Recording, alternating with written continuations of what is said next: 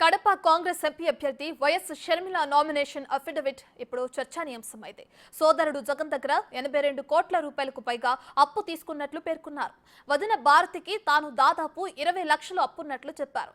మొత్తంగా షర్మిల పేరిట 123 కోట్లకు పైగా చరాస్తులు ఉన్నట్లు వెల్లడించారు. జగన్ అఫిడవిట్ లో కూడా షర్మిలకు ఇచ్చిన 22 కోట్ల అప్పు గురించి చెప్పాల్సి ఉంది. ఒకవేళ భారీగా అప్పు ఇచ్చినట్లు చూపిస్తే ఆ సొమ్ము ఎక్కడి నుంచి వచ్చిందో చెప్పాల్సి ఉంటుంది. జగన్ షర్మిలకు అప్పిస్తే 2019 కంటే ముందిచ్చారా తర్వాత ఇచ్చారా అనేది తేలాల్సి ఉంది. ఇక జగన్ గత అఫిడవిట్ లో షర్మిలకు అప్పు ఇచ్చినట్లుగా ఎప్పుడూ చెప్పలేదు. మరోవైపు జగన్ తో విభేదించిన షర్మిల సొంత రాజకీయాలు చేసుకుంటున్నారు. మరి మధ్య ఆస్తుల వివాదం ఉన్నదనే ప్రచారమూ ఉంది. ఈ క్రమంలో జగన్ నుంచి భారీగా అప్పు తీసుకున్నట్లు షర్మిల ప్రకటించడం ఆసక్తికరంగా మారింది. తండ్రి సంపాదించిన ఆస్తుల్లో ఇంకా ఇద్దరికి వాటాలు ఫైనల్ కాలేదు. వాటాలు ఇవ్వలేదనే కారణంగానే ఇద్దరి మధ్య విభేదాలు తలెత్తాయనే టాకు ఉంది. అయితే పలు వ్యాపార సంస్థల్లో ఇద్దరికి వాటాలున్నా ఎక్కడా వాటి వివరాలు షర్మిల ఇవ్వలేదు.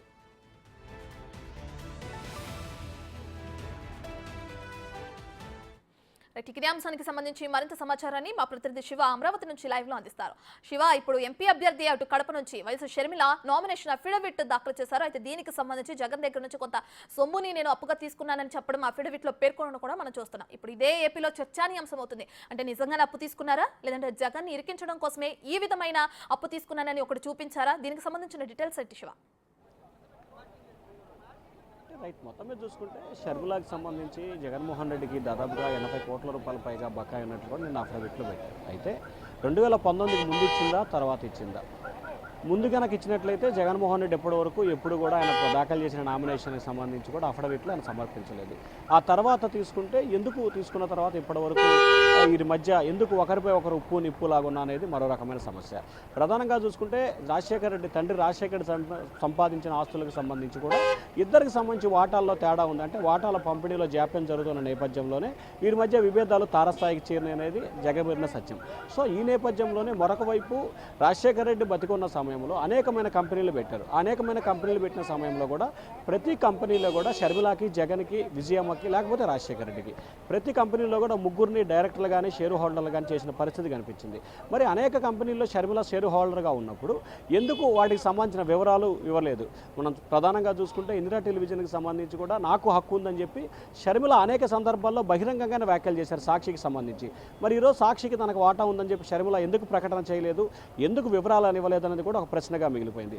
దాంతోపాటుగా నిజంగానే జగన్మోహన్ రెడ్డి దగ్గర 82 కోట్లు అప్పు తీసుకుందా లేదా అనేది $1 మిలియన్ ప్రశ్నగానే మిగిలిపోతుంది. అసలు వాస్తవంగా తీసుకుందా, తీసుకుంటే ఎందుకు తీసుకుంది, ఎందుకు ఆ డబ్బులు ఇంకా చెల్లించలేదు అనేది ప్రశ్న.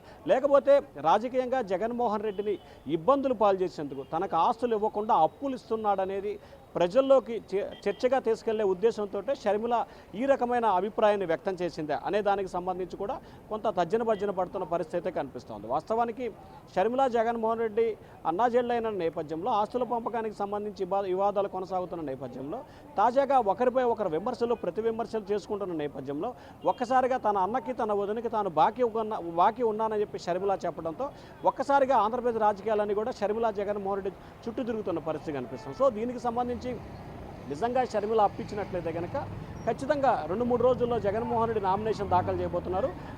ఆ నామినేషన్లో కూడా తన సోదరికి ఇంత అప్పించానని చెప్పి ఆయన కూడా అఫిడవిట్లో సమర్పించాల్సి ఉంటుంది. సో ఈ నేపథ్యంలోనే ఖచ్చితంగా జగన్మోహన్ రెడ్డి నుంచి ఆస్తుల పంపకానికి సంబంధించి 1000 కోట్ల రూపాయల నగదు తనకు రావాల్సి ఉంది. ఆ డబ్బులు ఇవ్వకుండానే తప్పించుకునే ప్రయత్నాలు చేస్తూ ఉన్నారు. తాను ఆర్థికంగా ఇబ్బందుల్లో ఉన్నాను, కనీసం ముఖ్యమంత్రిగా ఉన్న వ్యక్తి తనను ఆదుకోకపోగా అప్పిస్తున్నాడని చెప్పి ఒక రకమైన సింపతి కోసమే ఈ రకమైన ఇది చేస్తుందని చెప్పి కూడా కొంతమంది నేతలు అయితే అభిప్రాయం వ్యక్తం చేస్తున్నారు. ఎందుకంటే వాస్తవానికి షర్మిలకి సింపతి యాంగిలే కావచ్చు, కానీ జగన్మోహన్ రెడ్డికి సంబంధించి కూడా ఆస్తులు పంపకం చేయకుండా గత 4 సంవత్సరాలుగా కూడా కాలయాపన చేస్తున్న పరిస్థితి కనిపిస్తూ ఉంది. Right, thank you Shiva.